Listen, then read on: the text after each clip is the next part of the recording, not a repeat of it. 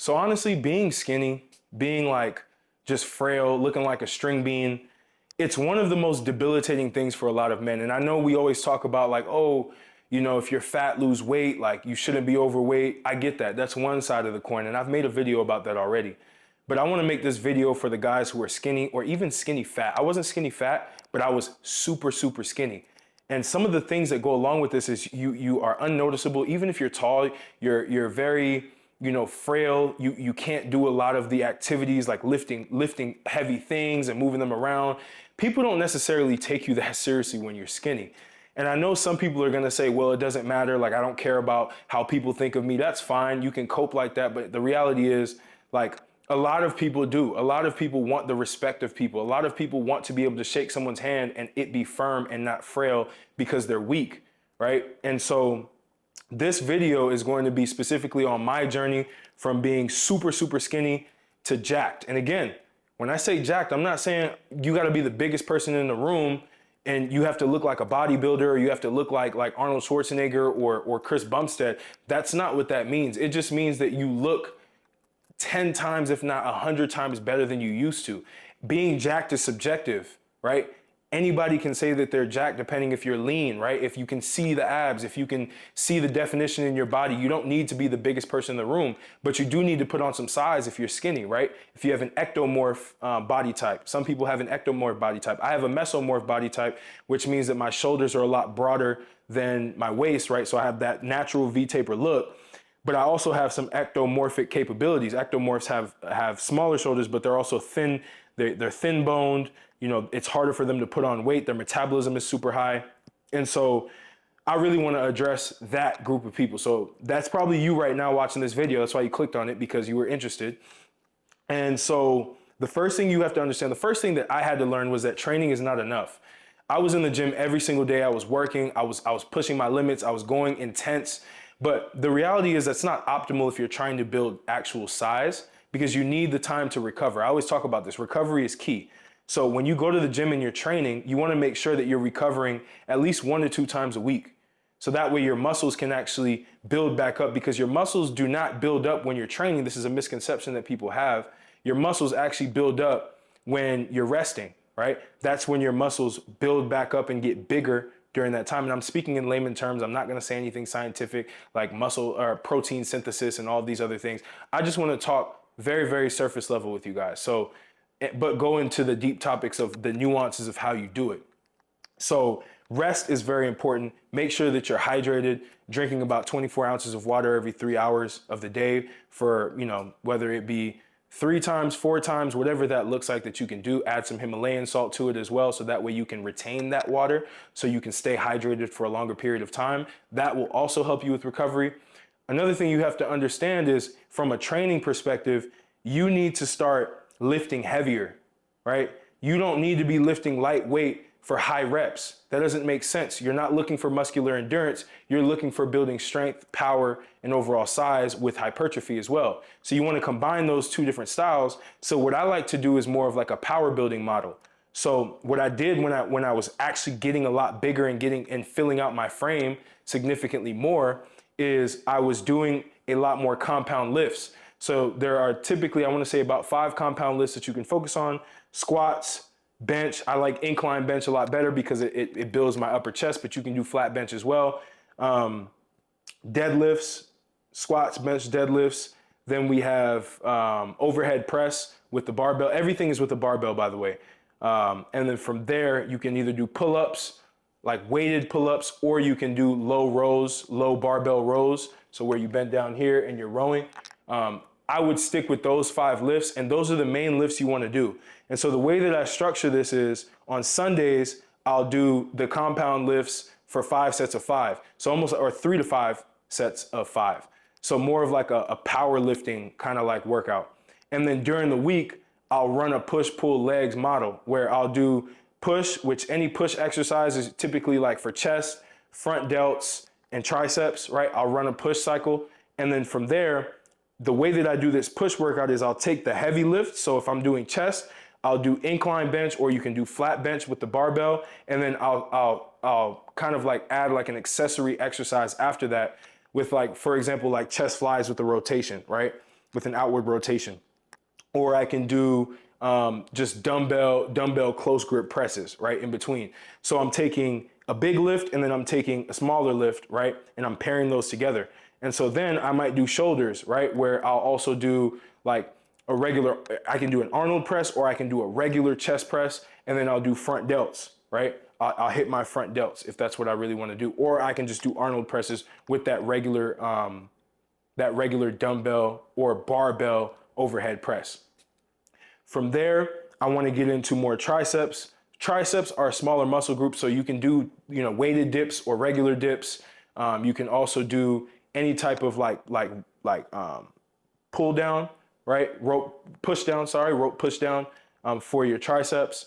And I would have that be the push, right? The pull will end up being any back exercise, right? So I can, you know, start off doing the low rows with the like low back rows, and then I can get into that with more so like a rear delt fly, right? Or not a rear delt fly, because that is working your rear delts, even though that is what you want to do as well. I would also do maybe pull downs, right, with that, or something like that to be able to have a secondary exercise with that, or cable rows. You can do that. And so I would do that for each muscle group. The rear delt, same thing, right? I can do rope, high rope pulls.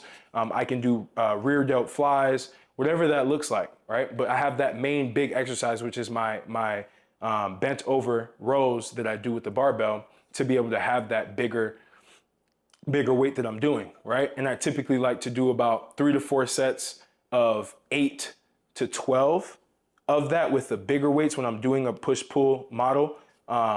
So that's how I would kind of structure things and just put exercises together, pair them together. Big compound lift with accessory lift, right? And then for legs, same thing. I might do a barbell squat heavy, 3 to 4 sets of 8 to 12. And then I'll either superset that with RDLs. So I'll do heavy like RDLs, where like you just kind of bend over here and you just kind of go all the way down, come back up for your hamstrings. And then I might go straight into like quad extensions. I'll go heavy, and then I can also do leg press with that as well. So I'll start with the leg press, then I'll go into quad extensions, leg extensions. And then from there, I can do leg curls as well, right? So just pairing things together, push, pull legs, I do that. Take a rest day, push, pull legs, or push, pull, right? Whatever you want to do.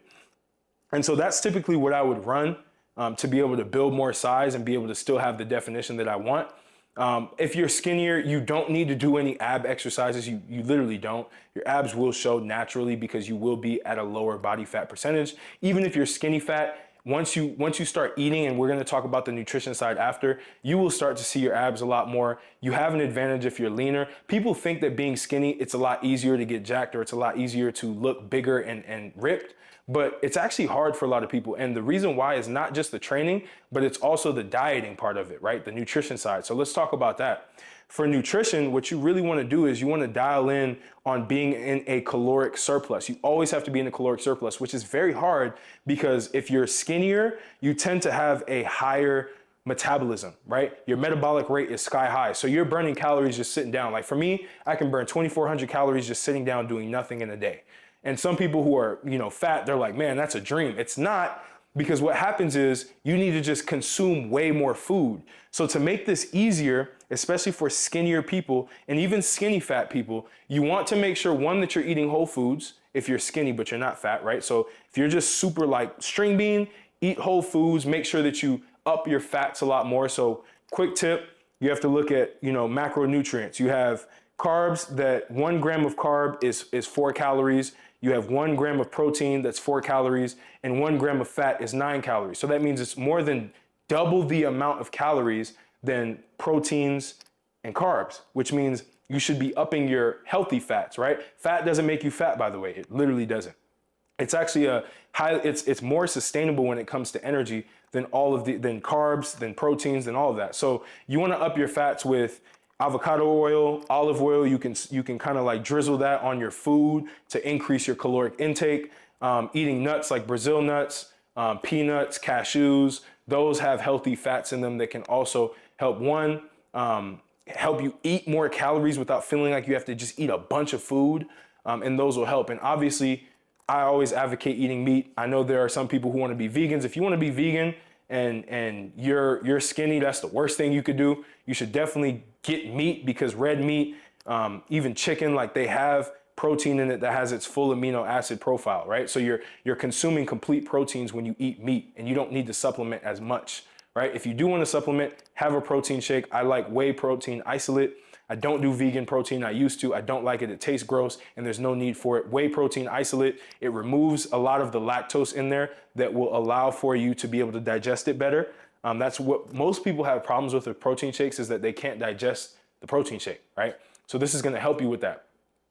The next thing that you need to focus on is creatine. You need to be consuming a lot, like more creatine than you probably already do, which is nothing. So 5 grams of creatine per day, which is essentially 1 serving of whatever creatine powder you want. You can get any creatine brand, it doesn't matter. You can either do monohydrate or you can do HCl. HCl tends to digest a lot better. Monohydrate tends to be grainier. I have it, but sometimes it's hard to consume if I'm putting it in water, if I'm putting it in, kind of like a thinner liquid. So I would highly recommend creatine HCl, but creatine monohydrate if you don't even have access to that.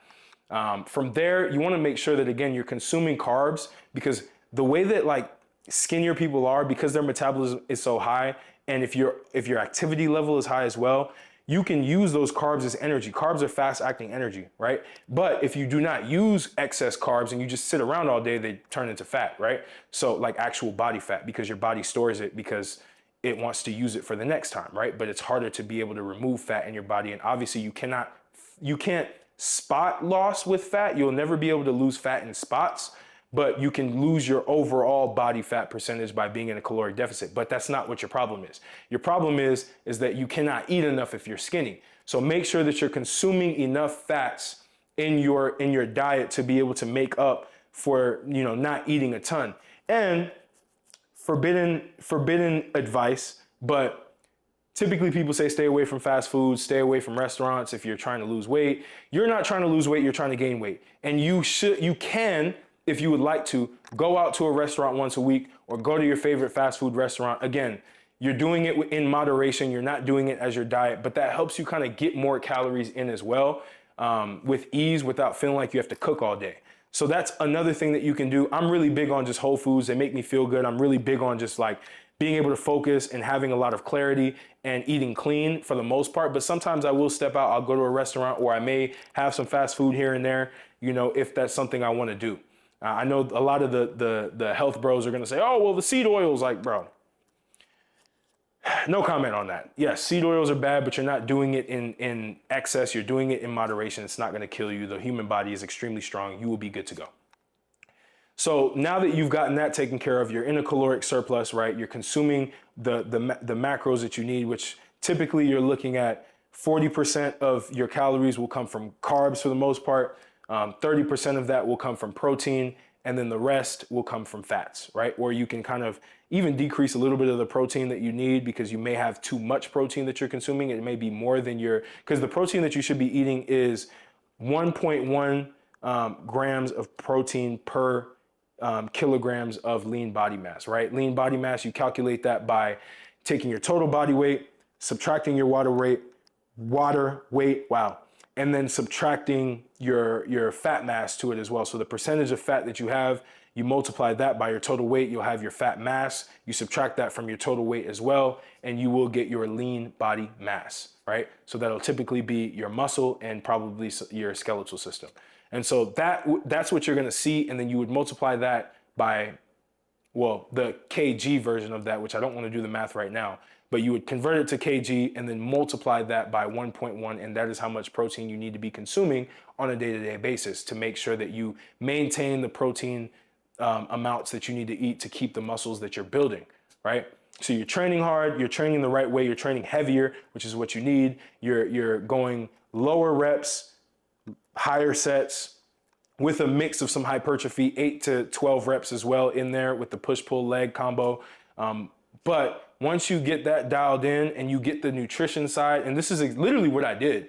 Like, I actually didn't even dial in on the nutrition part until like maybe 3 years ago. I didn't start really dialing in on my nutrition. I was severely under eating.